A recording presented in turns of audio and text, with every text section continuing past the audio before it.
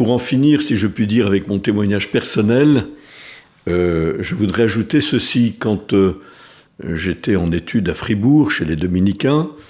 le père Servet Pinkers, qui était mon directeur de thèse, m'invita à faire une thèse sur la lecture de l'Écriture sainte dans la Somme théologique de saint Thomas. On sait en effet que saint Thomas d'Aquin est ce grand théologien médiéval qui célèbre d'une certaine manière l'avènement d'une théologie très spéculative. On voit bien la structure très rationnelle de l'ordo discipliné, c'est-à-dire du plan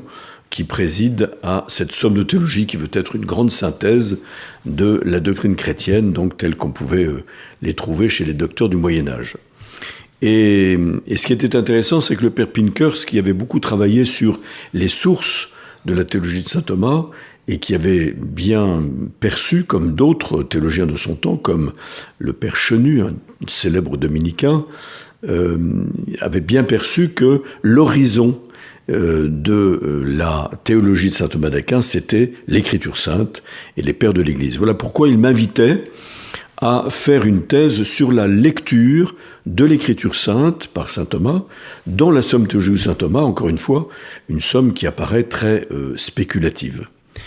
Et c'était assez innovant, mais cela rejoignait d'une certaine manière pour moi cette grande intention du Concile Vatican II qui recueille aussi les fruits de tout un renouveau biblique qui l'a précédé, ainsi qu'un renouveau patristique, et qui est à l'origine aussi d'un renouveau théologique au moment du Concile Vatican II, qui dit que l'on doit interpréter l'Écriture sainte dans le même esprit dans lequel elle a été rédigée. C'est le numéro 12 de la Grande Constitution sur la révélation divine Dei Verbum. Intéressant parce que ça montrait, contrairement à ce que l'on aurait pu penser, avec l'avènement d'une théologie néoscolastique au début du XXe siècle, qui n'était plus assez irriguée précisément par ses sources, les sources de la théologie. Cela montrait finalement qu'un théologien médiéval comme saint Thomas d'Aquin, que le décret sur la formation théologique des futurs prêtres Optatam Totius au numéro 16 continuait de montrer comme le théologien modèle qui devait être un maître pour apprendre la théologie dans les séminaires et dans les écoles de théologie. C'est le seul concile qui a cité nominativement un théologien, en l'occurrence c'était saint Thomas d'Aquin, et montrant que la théologie d'un saint Thomas d'Aquin est une théologie profondément biblique, et qui s'inscrivait donc parfaitement, cette redécouverte s'inscrivait parfaitement dans cette grande intention du Concile qui est précisément ressourcée dans ce renouveau biblique. Optatam Totius, au numéro 16, dira en effet que l'Écriture sainte doit être l'âme de la théologie. Et je comprends d'ailleurs que le père Pinkers, mon directeur de thèse, faisait partie de ces théologiens qui renouvelaient la théologie morale, car c'était un moraliste, à partir du Concile Vatican II,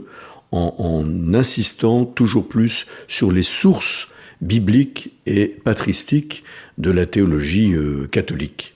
Et pour moi, ça a été aussi une manière de m'approprier l'enseignement du Concile. Certes, le Concile avait, d'une certaine manière,